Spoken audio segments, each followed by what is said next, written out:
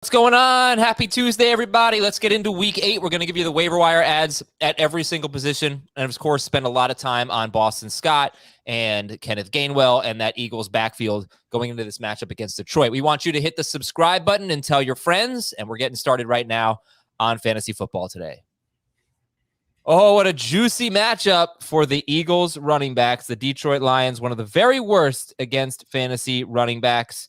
And then the Chargers after that, they're 30th. So you've got Gainwell and Scott heading into matchups against 29th and 30th against fantasy running backs. Welcome to the show. Are we going to pick them up? How much fab are we going to spend? We'll tell you right now. Who are we prioritizing? Adam Azer, Jamie Eisenberg, and Dave Richard here on Fantasy Football Today, your waiver wire edition. We'll also recap another game that was kind of hard to watch, but had a little drama in it. And that Monday Night Football game, 13-10 Saints. Good morning, Jamie. How's the waiver wire looking? The waiver wire is looking like that Monday night game. Oh, but you know what? Wet, sloppy, and some close calls. Yeah, but you know what? The Davante Adams situation sucks. Really does. So many levels, but it does give us Allen Lazard. Yay. Dave, how are you? What are your thoughts on the waiver wire? Can't wait to spend all of my fab on Allen Lazard and maybe a finger cross on Marquez Valdez-Scantling, Robert Tonyan, just any Packer that's going to catch passes from Aaron Rodgers on Thursday with Davante Adams out has a chance. Can't wait. Just excited, bursting at the seams. Obviously, we hope Davante Adams is okay. He's vaccinated, pretty sure. Hasn't been officially confirmed, so he should be fine. But yeah, from a football perspective, this was the early Super Bowl. I mean, this was the best game of the year. And it might still be. The Packers have rolled without Davante Adams over the last couple of years. Aaron Rodgers, I mean, if you're sitting there thinking, do I need to pick up Taylor Heineke or Daniel Jones or Tua in a shallower league or something? What do you guys think? Is Aaron Rodgers still a start this week in 6 games over the last 2 seasons without Adams? He scored 9 points. Then he scored 22, 53, 32, 30, and 37 in 6-point per passing touchdown leagues. So 1 horrible game, 1 meh, and 4 monster games. This will be tougher competition, though. Jamie, is Aaron Rodgers still a start, or should we be playing the waiver wire? He's still a start. The only guy that hasn't been playing or playing well, and the only reason I phrase it that way is because Kirk Cousins coming off a bye. That's the only guy I would start over him that you might not consider. Okay. All right. So that'll start the show with our big news, Dave. So basically your reaction to this Davante Adams news, who, by the way, he has not been ruled out officially yet, but it's going to be tough for him to get back on a Thursday. They're hoping David Bakhtiari, their left tackle, can play, but that's probably still a little unlikely. MVS may be able to play this week. It is so important, and it is part of the waiver wire as we talk about Lazard and Tonyan and maybe even A.J. Dillon, who's 82% rostered. What's your take on the Packers and how they get it done against the Cardinals? I think they try and get it done with the ground game, and it just makes sense. It's a short week. They've got 2 really good running backs. Why not lean on them a little bit more than normal? They can also lean on those guys in the passing game. But you mentioned how Rodgers is done without Davante Adams. I think there's a part of him that kind of loves the challenge of trying to beat a team without his top wide receiver. And I think he's clearly stepped up for those 6 games, like you said. I'm cautiously optimistic. He's in my top 12. I agree with Jamie. I would start Kirk Cousins ahead of him. I would start Joe Burrow ahead of him as well. But tough call between him and Matt Ryan. Do like the matchup for Matt Ryan. But I think I'll probably take the chance on Rodgers because of that track record. And because I don't know if I buy the Arizona pass rush. I don't know if I buy that secondary being great. You know what I'm saying? Like they're good enough to hang with Lazard and everybody there without Adams. But I think that there's definitely a little concern about just how good they are covering the pass. Well, the Cardinals have a bad run defense statistically, but they don't get tested that much. Maybe this will be the week that they are. And what we've seen in the 6 games that Adams has missed over the last 2 years is a lot of throwing to running backs. Jamal Williams had huge games. He played 5 games out of those 6. He had a game with something like 90 yards, and he had 3 games with a touchdown. So that was a big part of it for Aaron Rodgers. Aaron Jones had some big games in the passing game. And the tight ends more involved as well. So as we move through the show, we'll talk about who we like. Is Lazard, Lazard, Tonyan, MVS? Who's the biggest priority if you're looking for someone? Lazard by far. I mean, the Cardinals have done really well against tight ends. As you pointed out, Adam, in our little chat this morning, that they haven't faced a lot of great ones. But, Tonyan hasn't exactly put up a lot of great numbers. He's touchdown dependent still. And so I don't want to trust him in a tough matchup. MVS is interesting because of, coming back from his injury. But I think you've seen Lazard, the targets have spiked the last 2 weeks. He scored in 2 straight games. And he played in one of the 2 games that Adams missed last year. And he was a monster in that game against New Orleans. So, I think you look at him as the best option without Adams there. And just to put a fine point on that, Lazard, I don't know how many people have actually watched Lazard play, but he's a big receiver, very tall. And at least last week, I didn't notice this before, but his footwork looked a little bit better to me. He was getting wide open on out routes where at the top of his route, he does this little stutter step and the DB fell for it every time and he was getting out there. So those outbreaking routes were working for him. I think that's an improvement. I think it's an improvement for him over past years. All right. And he is widely available. And he has, of course, been playing without MVS on the field at the same time recently.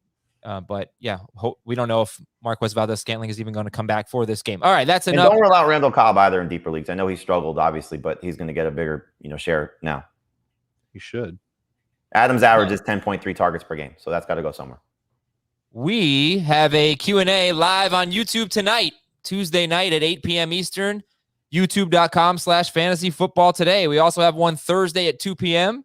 and Sunday at 11:30 a.m. And all of our podcasts are on YouTube. And we have HQ videos on YouTube. If you need fantasy football content, you want to watch it instead of listen, you can do both. But if you want to watch it, go to youtube.com/fantasyfootball today. We will see you tonight, Tuesday night, 8 p.m. Eastern, for 1 hour of waiver wire, trade, whatever it is, with Heath and Chris. Okay, your top 3 waiver wire priorities. Dave, why don't you kick it off? Who are you looking at this week? Well, I have a hard time losing weight, but I can gain well. That's my first guy is Kenny Gainwell. We're always looking for running backs. He's more useful in the pass game, has some long-term appeal too. With Miles Sanders, it sounds like he's week to week. Maybe he's back in a couple of games. And once he's back, Gainwell could be in on that passing downs role full time. I'm cool going after him first and foremost. Boston Scott would be right behind him. He's available in 98% of leagues. He scored last week. Maybe more of a traditional running back, but I think he'll split that rushing downs work with Gainwell, assuming that Philadelphia actually, hands the running backs a lot of work. It's Detroit. You're kind of hopeful that that'll happen, but I think this is the game the Lions actually come through on. And then for me, I think it's Rashad Bateman next. It's not a case of what do you really need. It's a case of here's a receiver that has some breakout potential in the second half of the year. He's on bye this week, so he can't help you. Clearly, if you need help for this week, you go in a different direction, but he's available in 51% of leagues. He looks good. Lamar's spinning it well, except for what happened last week against Cincinnati. But for the most part, he's good. And Bateman could end up being a real integral part of that passing game moving forward. Okay. Did you give 3 there? Or is that I did. 2? I don't know what you were doing while I was. Gainwell, Bateman, and who? Boston Scott. Boston Scott. Okay. And you go Gainwell over Scott. Yes. Okay. Jamie, top 3? Gainwell would be 1. Allen Lazard is an easy 2. And then Boston Scott would be 3. Okay. It does also feel, Dave kind of alluded to it, maybe more like a think long-term week. Is that fair? Sure. But I mean, again, Lazard has scored in 2 straight games with Adams on the field. And so you're looking at maybe him, continuing to be a significant contributor for Aaron Rodgers. So Bateman is definitely a good stash candidate, but he's done it the last 2 games without Sammy Watkins. So we have to see what his role is when Watkins is back on the field. Why Gainwell over Scott, Jamie? Well, I think we've seen what the Eagles do. They prefer to throw than run. And I know last week they got back to getting, their running backs involved, which was kind of the game plan going in. But aside from the matchup against the Lions, which should give them an opportunity to run, you just have to look, I think, what the body of work tells you. And so Gainwell is going to get carries. It's not like he's not going to be involved in the run game also. So I think the passing down work is kind of locked down for him. He played more snaps than Boston Scott last week. And I think it's just, especially for a team that's struggling, why would you, not give him a bigger opportunity to see what he is maybe as part of your future? So They're close. I don't think it's a bad idea to, maybe try and pick up both if you can, if you have the roster spots to carry them, just see what happens. But for me, Gainwell is the higher ceiling play. Scott is more of the floor play. If he doesn't score, I think you're going to be, frustrated with his fantasy production. And he scored last week. Jamie mentioned it. Gainwell played more than Scott last week. After Miles Sanders left, it was 57% of the snaps for Gainwell, 41% for Boston Scott. Gainwell played 12 of 15 snaps on 3rd and 4th downs. And this is the one that I think is really what's encouraging for Gainwell. They had 9 red zone snaps after Sanders got hurt. Gainwell played on 5 of the 9. So think of it as they're splitting the value touches inside the red zone, not necessarily at the goal line. And then it's all the passing work pretty much going to Gainwell. Those 3 third downs that Boston Scott played, they were all 3rd and 5 or closer. Okay, but a couple things. Do you think that Jordan Howard could get elevated, and maybe because I think Gainwell and Scott might both be 3rd down backs? Do you think that Jordan Howard actually could be their lead running back in this game? I mean, he could, but I don't know why he would. Because he's a true 1st and 2nd down guy. It's just a theory. Yeah, I mean, I'm going to guess he gets elevated. They're going to need to carry another guy. So, we'll find out what they do. But that, I think, helps Gainwell more so than it does Boston Scott, because I don't think Gainwell's role is going to change. Right, but it wouldn't make him a guy who's going to get 12 to 15 carries against this bad run defense. I would think he's going to get probably 12 to 15 touches. Okay. So I would be shocked if he's less than 8 carries per game, and then we'll see what he does in the passing game. And then what are we thinking? Great week from these guys? Are we starting them over the Cardinals running backs on Thursday? Are we starting them over, say, Michael Carter against the Bengals? Yes, I'm starting Gainwell over Carter in PPR. What about Edmonds and Connor? I would start Gainwell over Edmonds and Connor, yes. All right, so their starts. So Gainwell is a start as of right now. I mean, I just look at what his role has been in the passing game at times this season with Sanders healthy. Now you take Sanders off the field, and so he's going to get carries. I think he'll be involved in the passing game. Detroit stinks. And so, there's a lot to like about him this week. Okay. All right, then. And Lazard and Rashad Bateman. We got a lot more receiver, too. Please say who I think you should be saying. Go ahead. Kalif Raymond. Jeez, just give Kadarius Toney a little bit of love here. Come on, he's like 60. Yeah, but we don't know if he's playing. That's the problem. Wait, but it's a long-term play. If you're going to say Bateman's on the list. Oh, if you're saying long-term, then sure. Yeah, I'd take him over Bateman. He's ahead of Bateman if you're going to talk long-term. He is ahead, right? Okay, I'm not crazy. No. They got the Chiefs on Monday night. Who were you saying, Dave? Who's the other? Oh, Kalif Raymond. I was saying Kalif Raymond, who's very unsexy, but he does have 6 catches in his last 2 games and has developed mostly a pretty good PPR floor.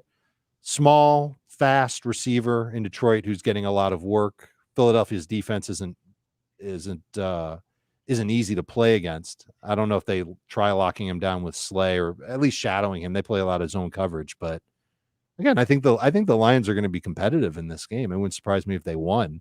And I think Raymond is part of the reason why they're able to at least move the chains over the last few weeks. Speaking of shadow coverage, did you think that was pass interference on DK Metcalf? Of course. It was, right? Yes. Never.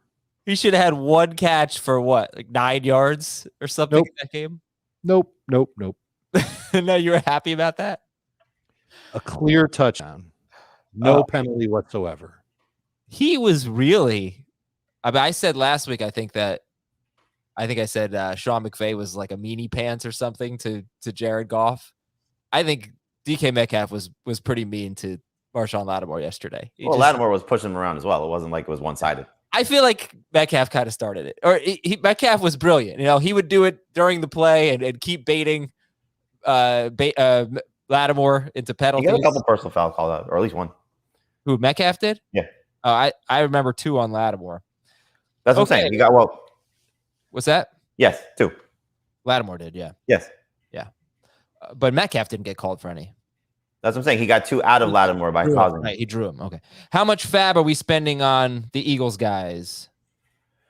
Again, we're at the point of the season where it depends on what you need. So no more than 15% would be my guess. It just kind of depends on your circumstances and situation. But the fact that it's a low ankle sprain and he's not out for several weeks, it's week to week. He may be back this week for all we know. So just keep that in mind. It sounds like he's not going to be back this week. Right, but there's a chance. Sirianni initially said in the press conference on Monday that he'll be down, and then he changed it to week to week.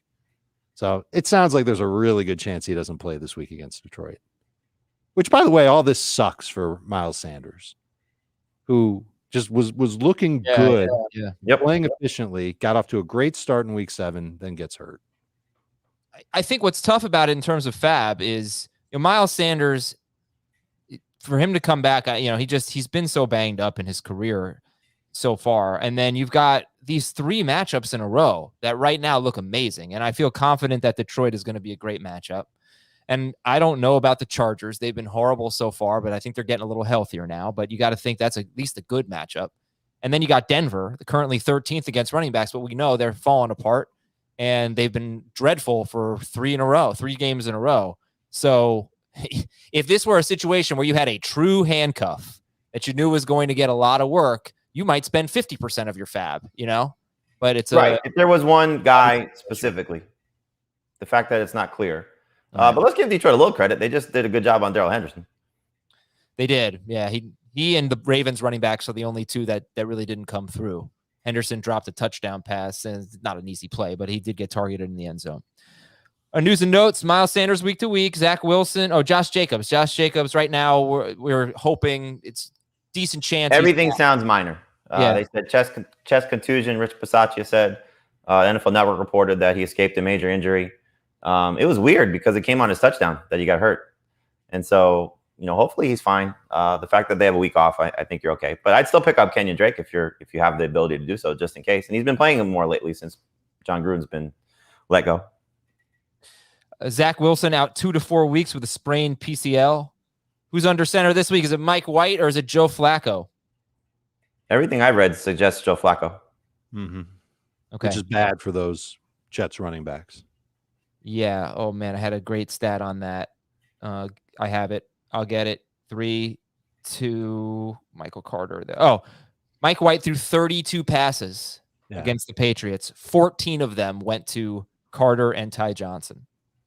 Almost half his passes went to running backs. Not catches, just targets, but to running backs. And Flacco's track record is that he's a downfield thrower. So it's actually much better news for Corey Davis. Like yesterday, I was ready to drop kick Corey Davis onto the waiver wire. Now, not so fast.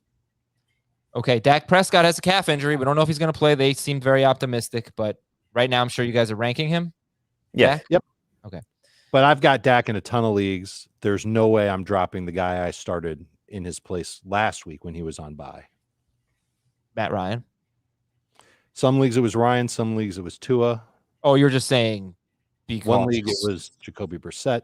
You wouldn't drop Tua to pick up somebody else this week? I might, yeah. If I don't need Tua anymore, I would try and trade him first for whatever I could get. But outside of that, I'd drop Tua. We are moments away from talking about the best quarterbacks available this week. But Mahomes is expected to play Monday. Jimmy Garoppolo is going to start this week, but Trey Lance will practice. And if you missed the Monday show, we mentioned it. A very tepid endorsement of Jimmy Garoppolo by Kyle Shanahan.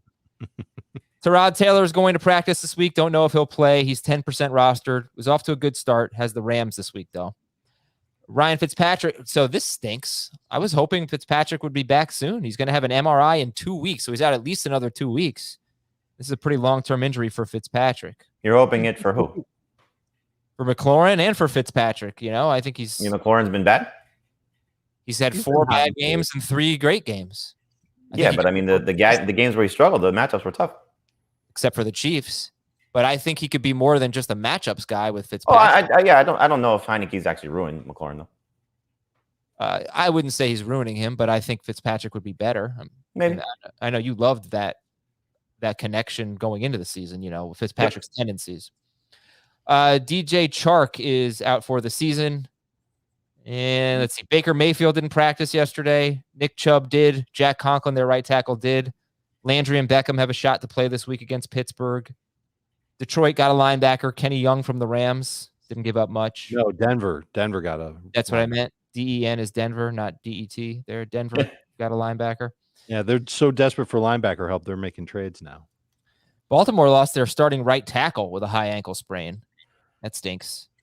Michael Gallup designated to return from IR. And Will Fuller not expected to play this week. What's his roster? Michael Gallup's another good long-term play. Yeah. There are a lot of good long-term stashes at receiver. Yeah, the last Gallup time is out there in 63% of leagues. he played a half, and he had pretty 7 solid targets. game. 7 targets. Yep. Now it was a game where Prescott threw a lot, but still it was. It's also before Dalton Schultz emerged, so just keep that in mind. So let's get your top 3 at each position. Jamie, who are the top 3 quarterbacks this week? The top 3 quarterbacks, Carson Wentz would be one. Just looking at the way that he's played, taking on the Titans. The Titans are actually his worst game so far this season, but I still think you buy into what he's done, 4 games or more with at least 20 fantasy points in a row. Hopefully getting T.Y. Hilton back.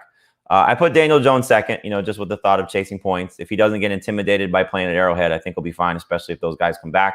So the one thing with the Giants guys you got to take in mind, Adam, if you're putting in bids for them, they don't play until Thursday. So if you're trying to get Darius Slayton, I'm sorry, they don't practice until Thursday. Yeah. If you're trying to get Darius Slayton and Dante Pettis, and then you find out that those other guys come back, that's the risk you run. Maybe the same thing with Daniel Jones. If you hoping those guys come back and then they don't practice, and so you might want to just consider that when looking at the quarterbacks. And then the third guy for me would be Winston. He gets the revenge game this week against Tampa Bay. Didn't play great against Seattle with 18 fantasy points, but I think we'll see hopefully better weather, more of a shootout type of a game. And again, the hope is Michael Thomas comes back. But the one guy that I think if you don't need a quarterback of this group, you might want to put first would be Deshaun Watson. Because if he does get traded and cleared, he's the biggest difference maker of the guys who are available. So it's all a matter, I think, of what you need. Okay, top 3 running backs, Dave. So that was just a recap. Carson Wentz, Daniel Jones, Jameis Winston, Wentz against Tennessee, Jones at Kansas City, Winston against Tampa Bay, and then Deshaun Watson. We know that situation. Their trade deadline is approaching. It is November 2nd. We'll see if Watson's on the move before then. Still don't know if he'll be eligible to play or whatnot, but, you can stash him. All right, Dave, running backs. Once you get to November 3rd, if Watson's still on the Texans, you can drop him. So really, it's a short-term stash at worst. And it's probably worth the waiver claim at this point, even in a 12-team league. The Eagles guys at running back are first up for me. It's Gainwell. It's Boston Scott. Gainwell available 54% of leagues. Boston Scott's available everywhere. And then I don't really have a third favorite running back. I'm open to anything. I've got Brandon Bolden third. It's PPR only. He's available in 93% of leagues. Looks like he's back in that passing downs role. He looked great last week, but it came against the Jets. I do think they're going to need him this week against the Chargers. But I'm not going to fight you if you'd rather stash Latavius Murray, who's available in 43% of leagues. And I've got a list of literally like 10 running backs that are stashable, headlined by Savon Ahmed at 97% available, with Malcolm Brown heading toward IR. So I don't really think that there's a clear-cut third running back on this list. And Bolden, I don't know if this matters to you guys, but a little bit of a tough break here for Brandon Bolden. His next 3 opponents, the Chargers allow the 4th fewest receiving yards to running backs. The Panthers allow the fewest, and the Browns allow the 5th fewest. And right now, a lot of that is about just who they've played. So I don't know if they're actually that good against pass-catching running backs. For the Browns, for example, like I said, 5th fewest, but Eckler had 53 yards and a touchdown. Javonte Williams had 32 yards and a touchdown. That's in 3 weeks. But this week, the Chargers...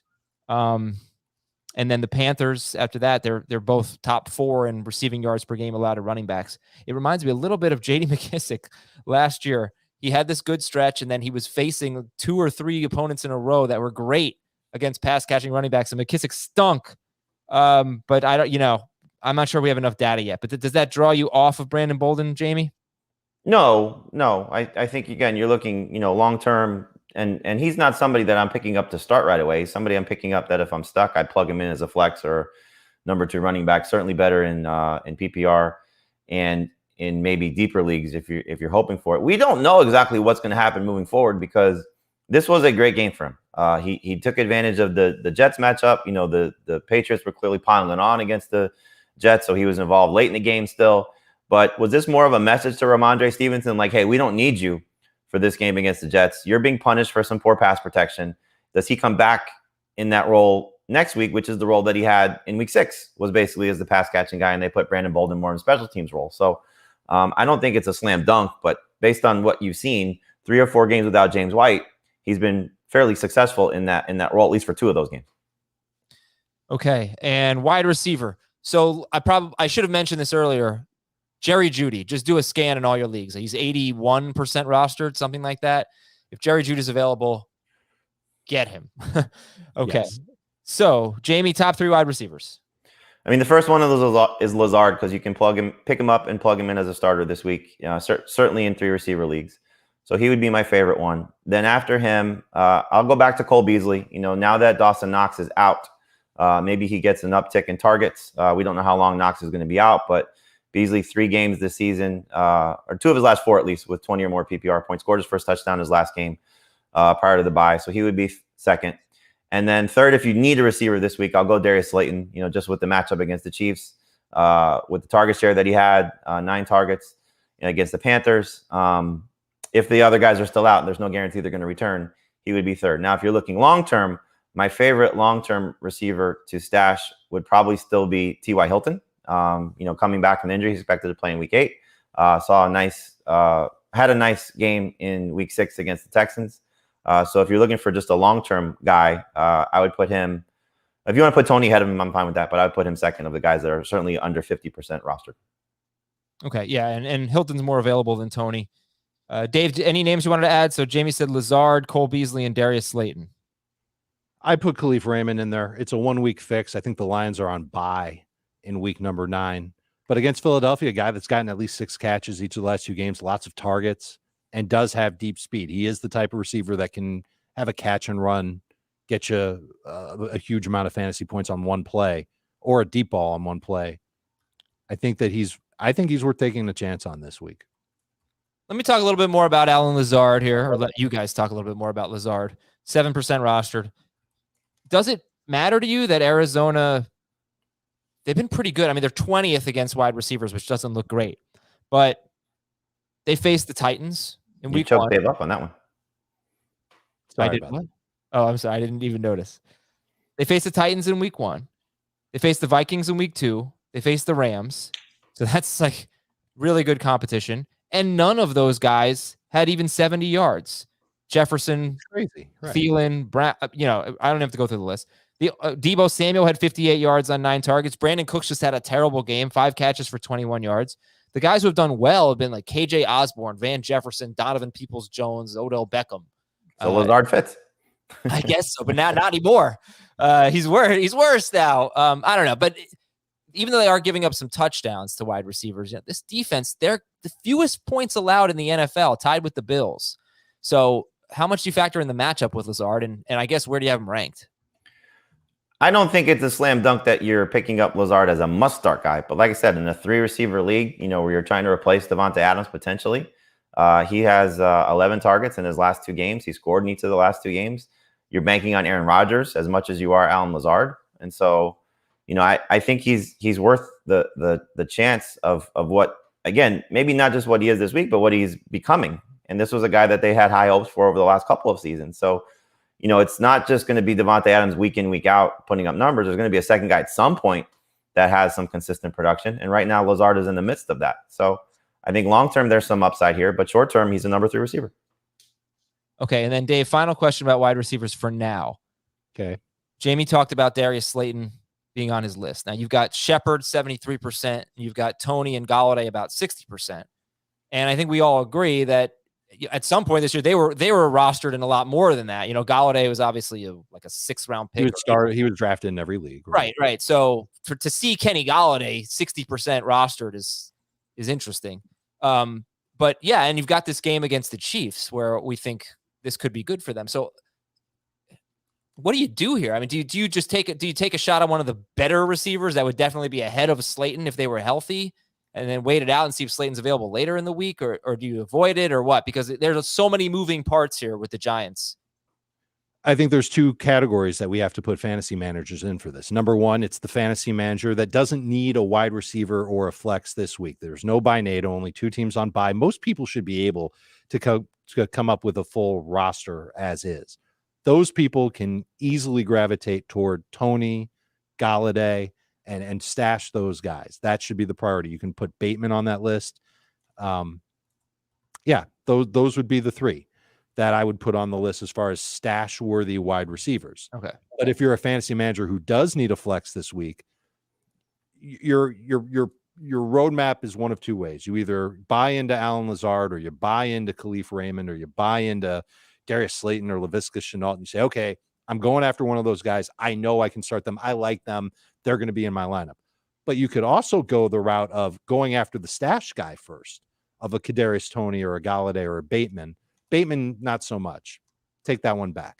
One of the Giants receivers, on the hope that they play in that matchup against Kansas City. And then if it comes to pass that they're not available for the game, we should probably have a good idea of that by Saturday. You either drop those guys or you drop somebody else. You go to your waiver wire and you pick up somebody like Russell Gage, Randall Cobb, Dante Pettis. It's not the same type of value as Lazard or Kalif Raymond, but there will be a guy there that you pick up. It's a little bit more of a risk that you take by doing that. But the upside play is that you've got Kadarius Toney or Kenny Galladay in your flex or your number 3 receiver this week. All right, Dave, why don't you give us the top tight ends this week? My top tight end is Tonyan. Say that 10 times fast. 62% available, scored last week. Actually got deep on a couple of passes last week. So it's a difficult matchup. No question about it. Arizona, I do believe they are good at covering tight ends. But if Davante Adams isn't there, there should be some target volume for him. Tonyan would be my favorite tight end to pick up and start this week. After that, there's Jared Cook, who's 45% rostered. He's taking on the Patriots. And then Pat Freiermuth of the Pittsburgh Steelers is my third favorite tight end. Last time we saw him play was the first game without Juju. 7 targets, 7 catches, 58 yards, 60% of the snaps. And I think he does have a shot at having rest of season value, whereas Tonyan, I don't think does. And Cook is one of those guys that does have rest of season value, but you feel really gross inside over it. Yes. So you don't want to trust it. Freiermuth's kind of interesting. And if he continues to get a lot of targets like he did in his last game, yeah, love to have him on my team. Freiermuth is at Cleveland. Right? There's one other guy I need to throw out there because he's just above the threshold of 65%. He's 66% rostered. He's a guy who has played all but, I think, 1 snap over the last 3 weeks. He is Ricky Seals-Jones at Denver. Would you rather have Ricky Seals-Jones or Robert Tonyan? Ricky. Okay, so Seals-Jones is basically number 1 then, if he's available. Okay. Jamie, DSTs. Bengals are easy number 1. I put the 49ers 2 because Justin Fields stinks right now. Steelers 3 because I don't buy Case Keenum and Steelers should be healthy coming off their bye week. And then the Falcons 4 because Sam Darnold stinks. Man, a lot of stinky quarterbacks out there. Yeah, that's the goal. That's what happens in the middle of the year. I'm pretty sure Jamie has more Yankees gear than I do at this point. I mean, my son's played on the Yankees baseball team for the last 2 years. So this is the coach's shirt they gave us. That's a pretty cool shirt. Yeah. Did they make him cut his hair? No, he cut his hair before that. Okay. Okay. So Cincinnati, San Francisco, Pittsburgh, and who was the last one? Oh, who's Falcons? Falcons. Okay. Kickers, Jamie? Greg Zuerlein coming back from his bye week. He's at 61% roster, so there's the cheat code. Evan McPherson taking on the Jets. He's at 21%. Greg Joseph against the Cowboys and Randy Bullock against the Colts. Yeah, my wife celebrating a big fantasy football win last night. She won by like 100 points.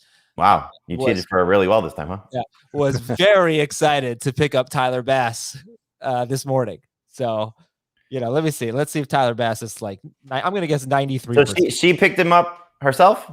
I haven't done a thing for her. I help her a little bit. Oh, he's 77% roster. All right, Tyler Bass. Waiver wire priority. I was really surprised at that. What do you think the Bills' DST roster percentage is? I already know this. 93. 93%. Yeah. Oh, okay. I must have known that because that's what I guessed for Bass. That must have been on the brain. Yeah. Bills get the Dolphins, then the Jaguars, then the Jets. Oh my gosh. That's pretty sweet. Next 3 games. Okay. Yeah. Tyler Bass, number 1 kicker, at least per game. So take a look, see if he's there. Dave, do we have IDP or are we doing that later? I got some IDPs for you, Adam. You down with IDP? Marcus, yeah, you know me. Marcus Golden at linebacker, 13 plus fantasy points. Each of his last 2 games should be out there in a ton of leagues. Anthony Everett. Now he's on bye. You're not going to pick him up. Never mind. Nick Bolton, linebacker with Kansas City. He's giving you some decent production last week. He was really, really good. And one more. Another linebacker. Eric Davis Gaither. Who?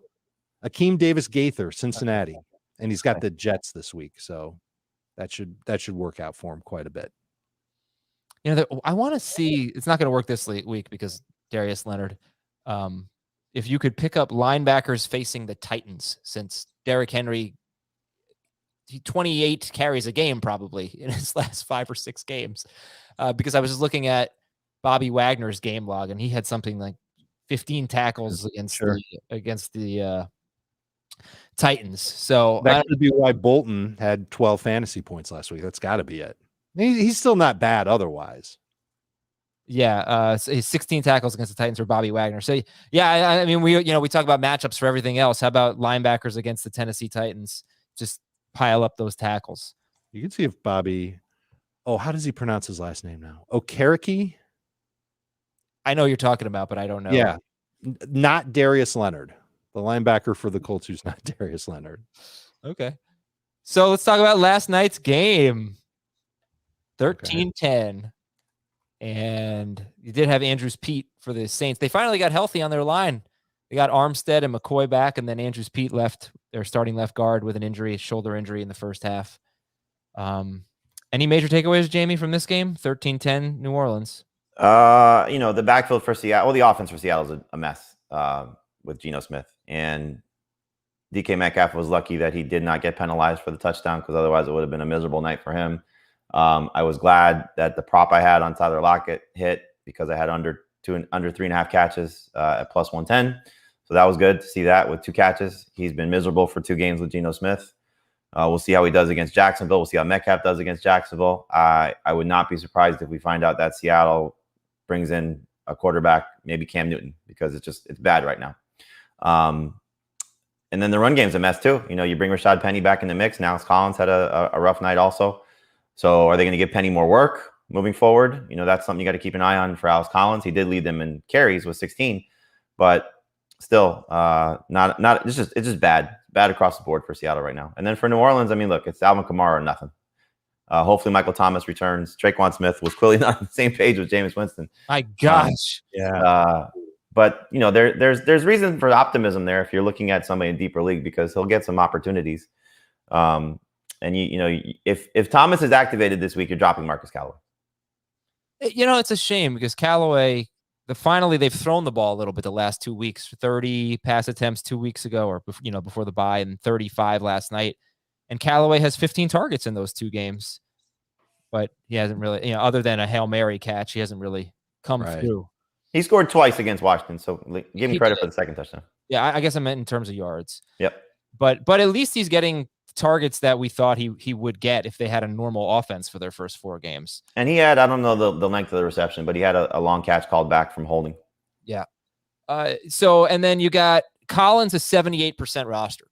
So what does that mean in terms of waiver wire if he's available in a 10-team league? Or what does that mean in terms of dropping him for somebody else? Would you drop Alex Collins for a rental on Kenneth Gainwell? If I needed a starter this week, yes. But again, they're playing Jacksonville, so hopefully things, improve for him. I just don't want to trust anybody for Seattle right now with Geno Smith and the way this offense looks. I'll still start Metcalf against Jacksonville because of what his upside is, as you saw. But I have no faith in Collins. I have no faith that Penny's not going to get a bigger workload after shaking off the rust. So it would be hands off. So yes, if I see Kenneth Gainwell available and Collins at the end of my roster, I dropped him in a couple of leagues because I had to, but I'm not in a rush to pick him back up. Penny had 2 second-half carries. I think they kind of decided in the first half that he wasn't getting anything going. Collins had 11 second-half carries. That means something to me. The matchup against Jacksonville means something to me. I will be a little bit more optimistic about Alex Collins. Remember, they played the Saints. We knew that the Saints were going to have a tough run defense to begin with in the game. The Saints by far are allowing the fewest yards per carry to running backs, 2.77. Next best is Washington at 3.45. That is huge. That is like incredibly good. But 5th best in the NFL, better than the Bucs, the Jacksonville Jaguars, 3.66 yards per carry to running backs. They do give up a ton of touchdowns, though. I think the most touchdowns per game. No, the Jets give up the most rushing touchdowns per game to running backs. The Jaguars and Chargers are second. Okay, and I got a little slightly heated with Chris on the show yesterday. We were debating Deebo Samuel's rest of season value, and I said I'd rather have DK Metcalf than Deebo Samuel. What say you? I'd rather have Samuel right now. The whole thing for me was I'm terrified of Trey Lance taking over. Mm-hmm. Is he going to take over? I don't know. After what Shanahan said about Garoppolo, he was like, I guess he's going to be our starter or something like that. He said, I would guess so. I would guess so. Which is him saying Trey Lance probably isn't ready. Right. It's not going to take much, and I don't think that's going to be good for Deebo Samuel. And if Wilson were healthy, it would be an easy call for me. But maybe it's back in 2 weeks. So put it this way: we're at week 8 right now. If we're going on Jason Lockenfore's report of week 11 for Russ, so week 11 on, DK Metcalf is better. Yeah. But the next 3 weeks, I don't know if Trey Lance takes over for Garoppolo yet, and their schedule's brutal. Mm-hmm. They're actually tied in non-PPR on the trade chart, and Debo's a little bit higher, full PPR. Okay. All right, then let's go to the Dropometer. Who are we dropping this week? Tyler Boyd, 0 to 10. 10 in non-PPR, 8 in PPR. 7 in PPR. Ramondre Stevenson. 10. There are a lot of, like I said, there are a lot of stash running backs that I like. He's on the list, but he's toward the bottom of the list. I have no problem if you drop him. Ryan Tannehill just scored 20 points against the Chiefs, gets the Colts this week. Tannehill, 94% rostered. 6. You can drop him. Tannehill? Yeah. 0. Why? I think he's just going to start to get going at this point. Okay. Colts are really bad in the second. Yeah, the Colts stink. AJ Dillon. 0. I don't want to drop him, but that's somebody that I would drop for Gainwell, or if I'm really in a pinch for Boston Scott. Allen Robinson with the trade deadline looming. No, hold on. Trade deadline looming. Should we just wait? They're not trading him. Okay. All right. Okay. Brandon Ayuk. I guess I shouldn't say it. They could trade him, but why would they trade him at 3 and 4? Oh, because their schedule, they're going to be. It sends the wrong message. Matt Nagy might as well pack his bags. Okay, he's gone. Like they are going to. I guess if they are horrible, if they get the right offer, I'm sure they wouldn't turn it down. But who's giving them an offer that they're going to say like, oh, this is worth giving up? What still is our number 1 receiver? Right. They might say yes to a second round pick.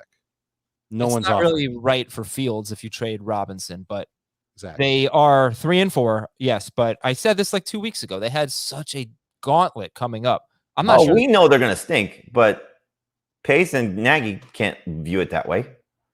All right. Brandon Ayuk. 10. Ayuk is very droppable. And this one was interesting. Jamie had him on the potential drop list. Mike Davis coming off a 4-carry game. Mike Davis, 0 to 10. He's a 5. Yeah, the way that I wrote it was, you don't have to drop him, but so when we do Overreaction Monday, and I sent out the list of guys that we're talking about, somebody replied to me. It was like one of the first replies when I said Mike Davis, overreacting to him. You should rage drop him right now. People do that, People get so bad. The amount of people. He actually said when I brought that up to him on the show, he goes, I've never done that before, but I would do it for Mike Davis. All signs point to drop, but look, we've seen situations where we think a guy's not involved and the next week they surprise us. Maybe you want to wait one more week. Would you drop him for Kenneth Gainwell, Mike Davis for Gainwell? Just based on what Dave said, if my choices right now are Mike Davis and AJ Dillon, I'm dropping Mike Davis. I'd rather have what AJ Dillon could become as opposed to what Mike Davis is. I agree with that. The one thing I would add, though, is that Davis still played 60% of the snaps last week. It was a season low for him. And Cordell Patterson's doing this amazing work, and we love it, but he's 30 years old. He's one injury away, and now it's Mike Davis back on the field. And he carries more value in PPR than non-PPR. He's probably like a 9 in non-PPR as far as drops go. It's funny you say that because he had no catches last week. I know. No targets. Listen, his role changed coming out of the bye, and I was afraid of that. I had him ranked as low as I possibly could rank him.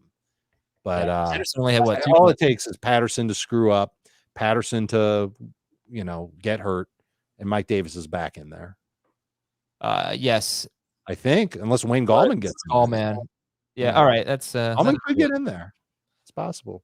All right, let's talk about the waiver wire here. By the way, Cordell Patterson, one of the only starting running backs older than Mike Davis. Okay. Waiver wire quarterbacks. We've got an interesting list. First of all, Kirk Cousins and Tua You can see if they're available. Yep.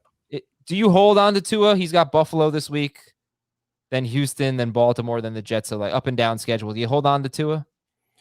If you're looking ahead to week 9, then you hold on to Tua. If you're looking to make a move for week 8, then it's easy to drop him because he's not going to play well against Buffalo. But if there's a trade coming, and he ends up going to a team that needs a quarterback, maybe it's Houston, maybe there's the 3-team deal that we heard reported that he goes to Washington or Denver. It's not a bad idea to stash him, but you can't start him against the Bills. Okay, if you have Tom Brady, he's on bye in week 9, along with Goff, Geno Smith, and Taylor Heineke. But if you have Tom Brady and you want Tua Tagovailoa for a matchup against Houston, yes, you hold him there. You can hang on. Hold on for one more day. And the ads: Carson Wentz facing the Titans. Daniel Jones. How about this for the Chiefs? They have allowed 47 or more rushing yards to 3 quarterbacks. Now, those quarterbacks can run. Lamar Jackson, Jalen Hurts, and Josh Allen. But so can Daniel Jones. I think he's 4th among quarterbacks in rushing yards, something like that. And the Chiefs have also allowed 4 rushing touchdowns to quarterbacks this year. So that's so weird that Heineke didn't run against them. Yeah, it is weird. Heineke, man. What do you have, 90 yards? 95. 95 yards. He corrected that the week after. Jameis Winston facing Tampa Bay. Jamie mentioned it, a little revenge. Tampa Bay's been much better the last 2 weeks against Hurts and Fields, but they were awful before that. You got Heineke. Oh, you know what? I want to throw a little love here to Bridgewater. Yes, please. Okay, Bridgewater is facing Heineke and Washington. Washington gives up the most fantasy points to quarterbacks. And Bridgewater, was having a solid season. Wasn't great last week, but was solid before that. And now he's getting Jerry Jeudy back. Yay!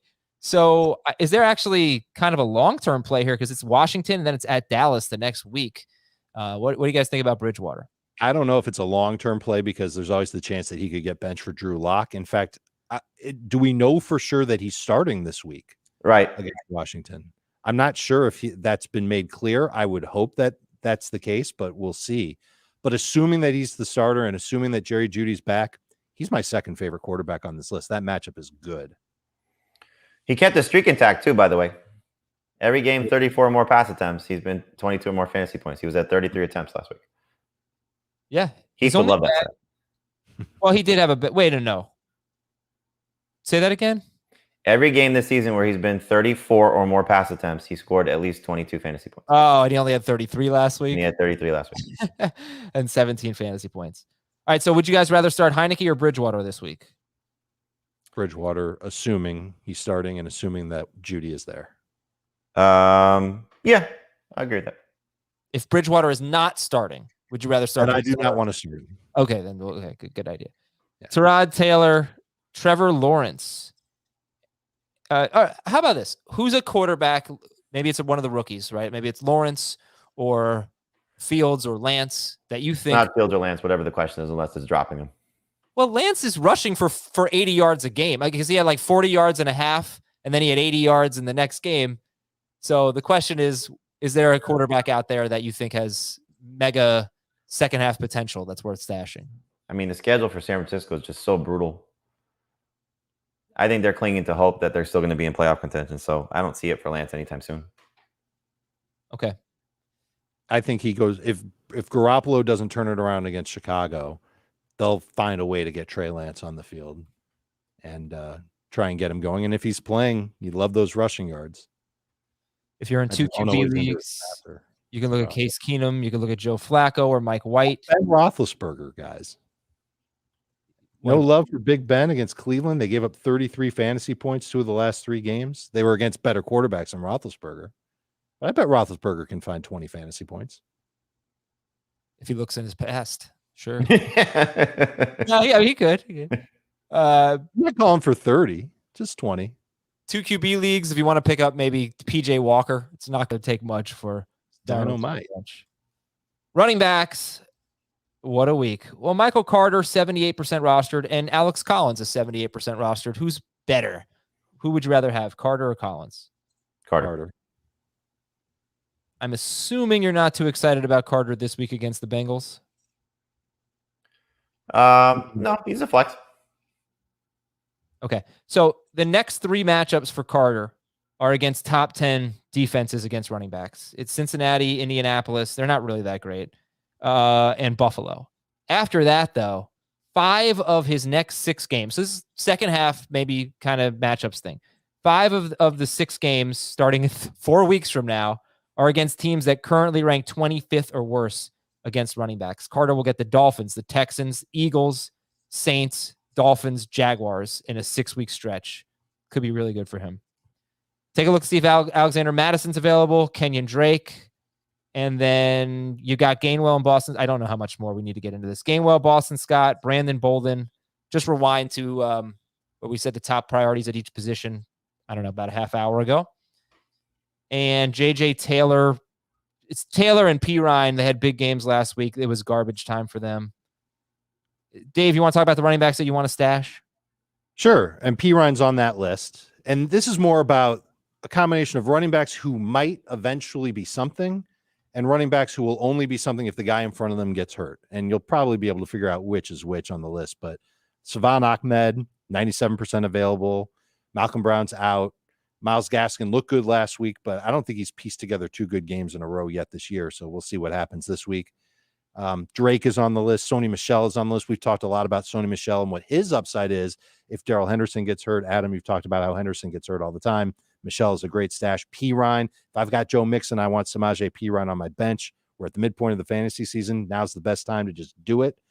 Jarrett Patterson with Antonio Gibson, not at 100%. I think that's pretty clear. Patterson could eventually get in there.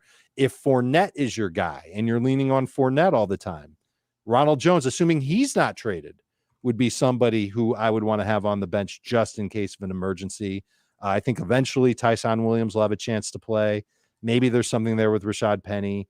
Maybe there's something there with Ramondre Stevenson and Jeremy McNichols, last name, just in case somehow, some way Derrick Henry misses a game. I don't know how that could happen. Stop.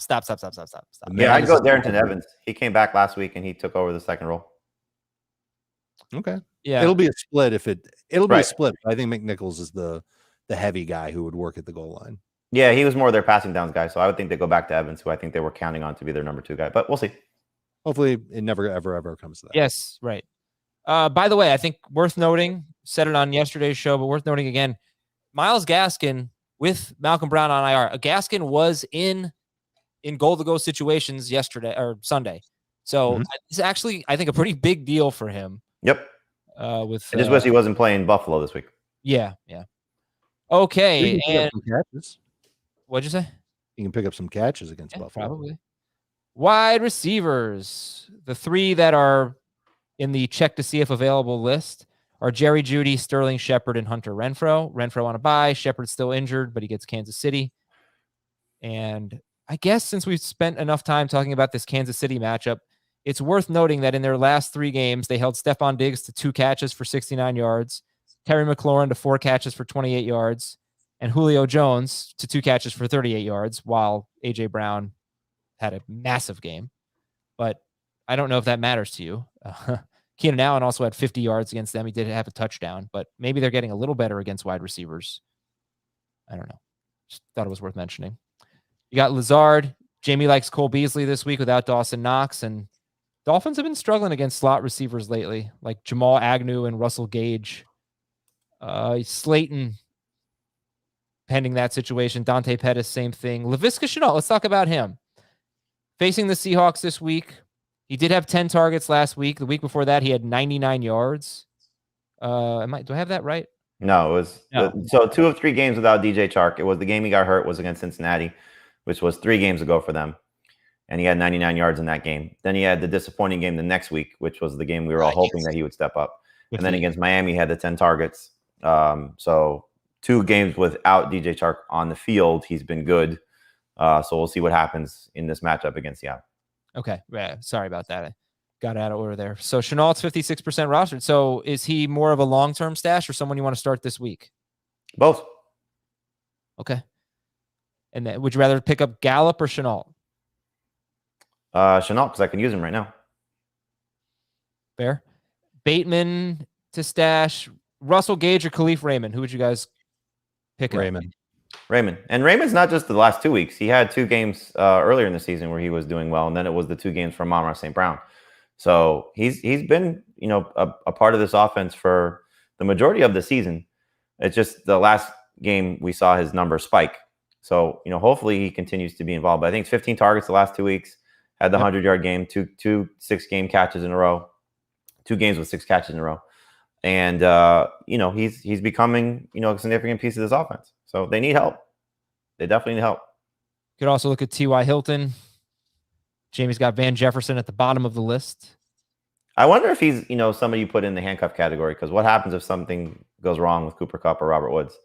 He's had 3 games this season with at least, 12 PPR points, or maybe it's 14.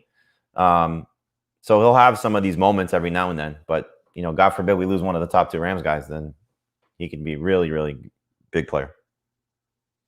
And let's go to the tight ends here. We've got Ricky Seals-Jones.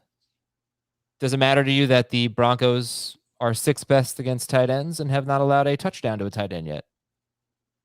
I don't think he's a great play in non-PPR, but in PPR, it's hard to get away from 11 or more points in 2 games. He does not come off the field. Okay, then you've got... And now you got Diami Brown hurt on top of Curtis Samuel being hurt, so... Yeah. You got just make sure Logan Thomas doesn't come back. He's week to week, they said. Logan Thomas. What's up? They addressed it yesterday. He's week to week. Okay, good. So doesn't seem likely. CJ Uzomah, 44% rostered. Only 1 game with more than 3 targets facing the Jets. They are really bad. It's basically just been Pitts. Henry did have a touchdown. Well, didn't Jonnu Smith have 50 yards in the first half? I guess he had a decent. I don't think he had that much.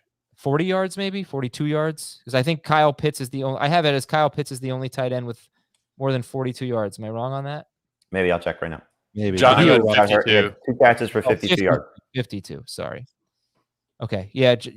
I'm sure. Look, the Jets suck. Forget it. So, but Uzomah. Okay.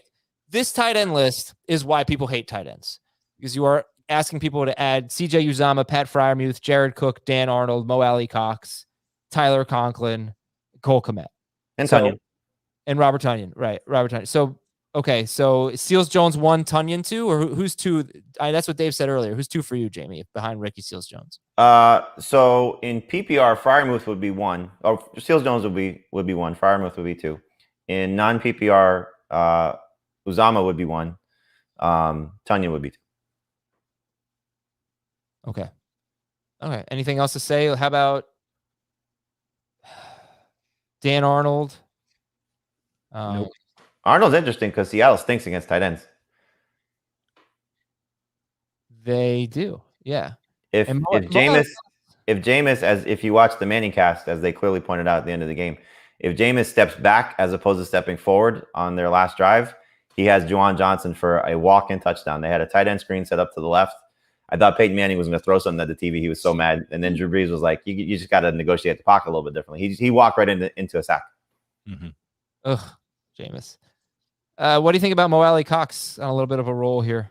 Another good non-PPR tight end, finding the end zone. It's just, that's what these guys are. They're touchdown or bust. They're not going to get a lot of targets.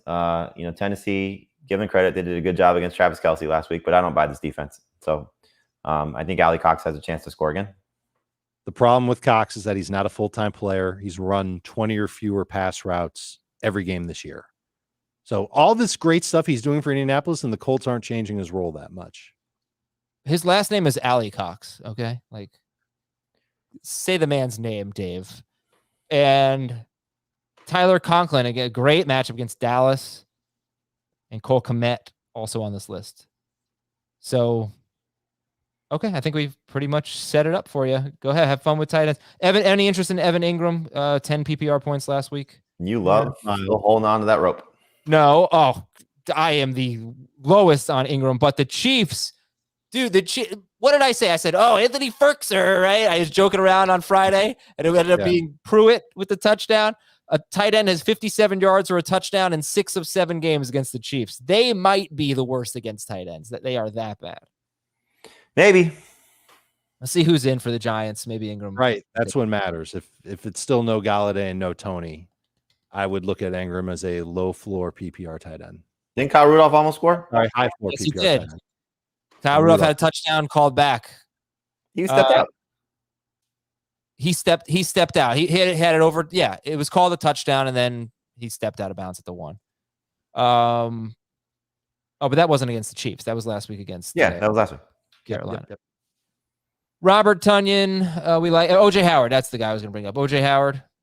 Gronk might play this week. All right, good. Let's give him a gronking. Saints And haven't allowed a touchdown to a tight end this year. would you handcuff Darren Waller with Foster Moreau? Not now. You can. Yeah, they said he should be fine. Okay. DSTs, we like the Bengals, the Niners, the Steelers, and the Falcons. Bengals. Look, if you don't need anyone, you can make the Bengals your top priority. 100%. Patriots had a huge game last week against the Jets. They're good. It's a good defense. Bengals, yeah, seriously. And kickers, Zerline, McPherson, Greg Joseph, and Randy Bullock. Good show, guys. We're out of here. We'll see you tonight, Tuesday night, 8 p.m. Eastern, right here to talk about the waiver wire on YouTube, youtube.com/fantasyfootball today. For Dave and Jamie and Shraggy B, I'm Adam.